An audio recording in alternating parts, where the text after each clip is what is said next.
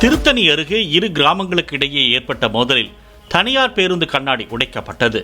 தாழவீடு கிராமத்து இளைஞரை வேளஞ்சேரி கிராமத்தினர் காயப்படுத்தியதாகவும், பதிலுக்கு வேளஞ்சேரியை சேர்ந்தவரை சிலர் மாந்தோப்பில் வைத்து தலையில் வெட்டியதாகவும் கூறப்படுகிறது.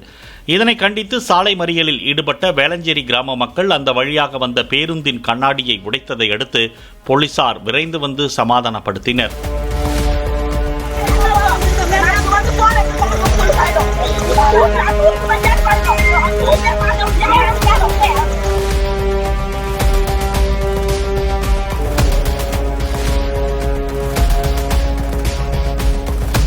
பிளே ஸ்டோர் மற்றும் ஆப் ஸ்டோரில் இருந்து பாலிமர் செயலியை QR கோடு மூலம் பதிவிறக்கம் செய்யுங்கள். செய்திகளை உடனுக்குடன் பெறுங்கள்.